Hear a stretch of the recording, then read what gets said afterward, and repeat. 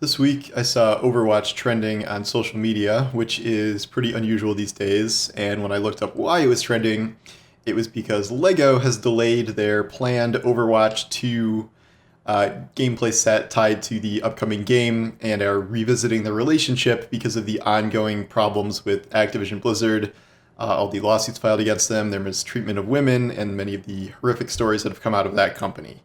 Uh, that has put a wrench into the future plans of the game and the series. Recently, in this November, we had Overwatch 2 delayed essentially indefinitely. They didn't have a date really to begin with. It was assumed it might come out this year, but it was delayed again along with Diablo 4, and now people are expecting it at no earlier than 2023. But just taking a look back at Overwatch and kind of how far it's fallen since its release is bizarre.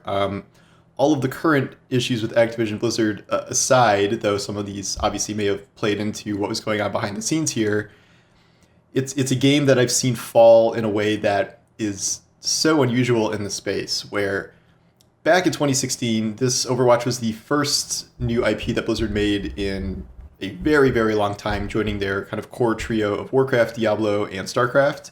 Uh, it had a kind of colossal debut. Everyone was extremely excited about it, and when it came out in 2016, it kind of sparked the entire kind of revival of the hero shooter, kind of from the Team Fortress era, and it won something like 100 plus Game of the Year awards back in 2016. I think the only game that won more that year was Uncharted 4. And it had a pretty healthy lifespan for at least the first few years there. But eventually, somewhere along the way, the decision was made to develop Overwatch 2.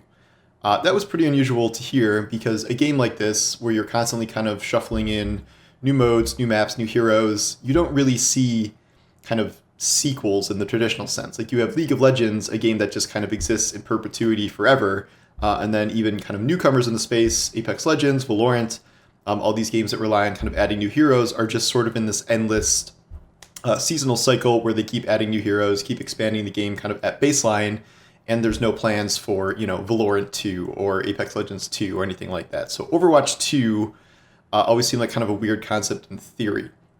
It gets even more confusing because the idea was that existing Overwatch players would just be able to carry over to the multiplayer of Overwatch 2, where they wouldn't have to pay anything. It would just sort of be like a giant patch that would change, the fundamentals of a lot of character kits. I think they knocked one person off the team from each side and introducing, a lot of changes there and some new maps and things.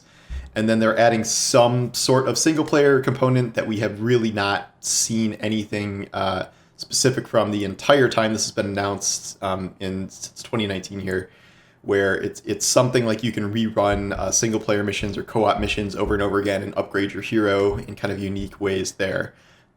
And that's supposed to be the part you pay for.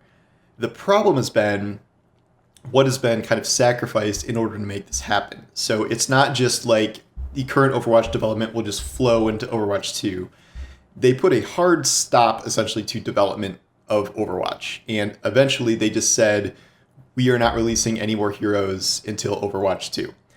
That was 2018 when the last hero came out for Overwatch. And we are a couple of months away from that being 4 years ago, which seems almost too absurd to be true, but it is. And we've seen just development shift entirely to Overwatch 2, and yet just that game continually push back and push back and push back to the point where we don't know where it's going to be. So the end result is that we have an Overwatch scene that has just gone stale for not just a few months, but years. And this is a space where we constantly have new seasons shuffling in from all these competitors, where development on these games simply never stops. So in Activision's effort to come up with a sequel with a 2 on it that they could probably sell, a $60 box copy of, they essentially just killed Overwatch for an indefinite period of time. There's nothing to say that it can't be revived, when Overwatch 2 gets here. It's just that between the current state of Blizzard and how much interest has fallen off over the past few years with Overwatch itself, it has been kind of set up to fail and has been put in this very awkward position where half of it is kind of just an extremely large, reworking of multiplayer, and the other half is this addition of single player that we have really no details about and no knowledge of how that's going to go, but it is not going to be like a traditional MMO campaign or anything of that scale. So it's just a very strange situation to see how much Blizzard has kind of squandered all the goodwill that Overwatch had when it first debuted. This really kind of colorful, vibrant world full of these characters that were easy to like. And it has just been utterly, I would say, replaced almost entirely by Apex Legends.